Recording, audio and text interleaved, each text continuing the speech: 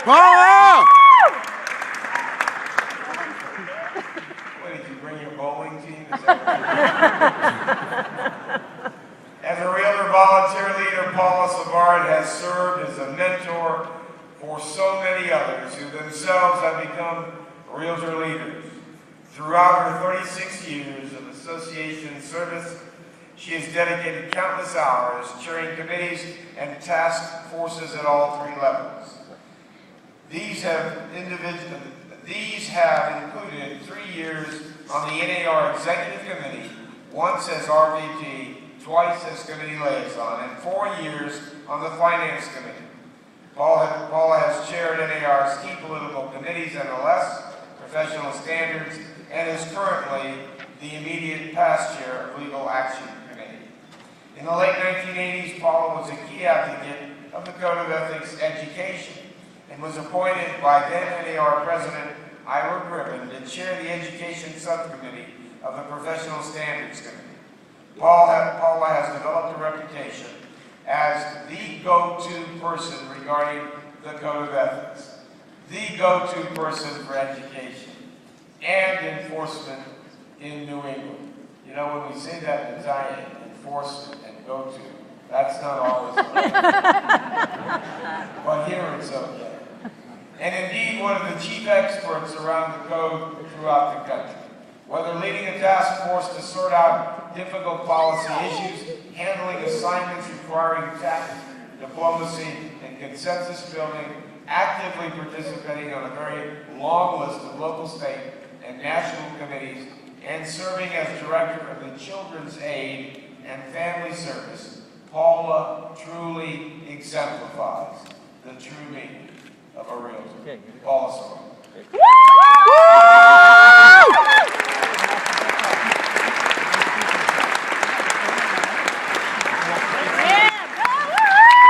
Paula!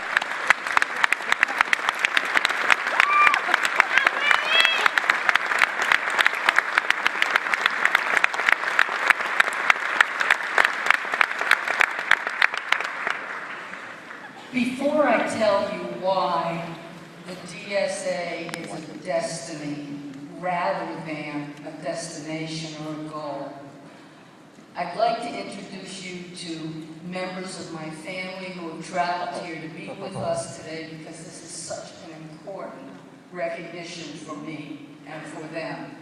My daughter, Tara Sullivan. Tara, will you stand please, remain standing. My granddaughters, Kate and Emily Sullivan. My sister, Carla Ray Holland. My partner of over 35 years, Gail Lent. My colleague and past president of the North Central Massachusetts of Realtors, Sandra DiRienzo.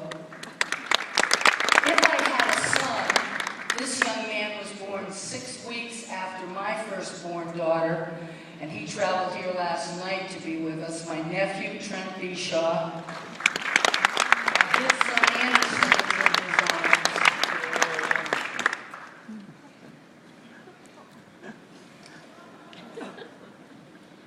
This is a destination. You don't set out to come to this. It becomes your destiny.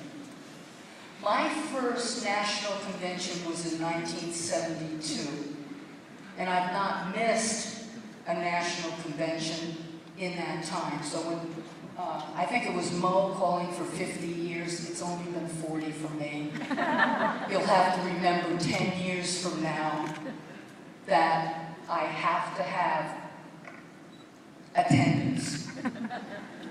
So 1972 was the year, that decade were the years when the Women's Council of Realtors taught me all of my leadership training, my Robert's rules, my how to follow an agenda, my how to become a leader. In the 80s, it was my local board and my state association, and I have to tell you that my local board, the North Central Massachusetts Association of Realtors, is right now under 500 members, and yet the stars are aligned because I'm receiving the Distinguished Service Award today, and our Massachusetts Realtor of the Year is from that same board. Kurt Thompson, will you please stand up?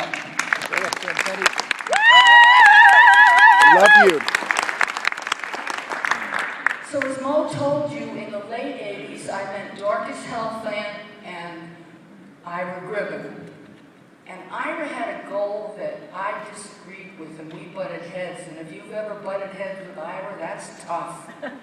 He wanted to put billboards throughout the country that told the public what their rights were under the Code of Ethics. How fast can you go down? And I felt that we needed to tell our members what their responsibility was under the Code of Ethics before those billboards went up.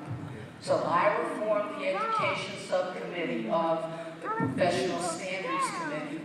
That was 1990. I chaired it.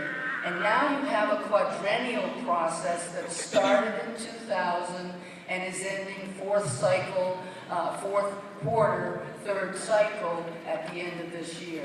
So our members have the opportunity to know the foundation that we stand on, because as Ebby said in the video, it is the foundation of any successful real estate company.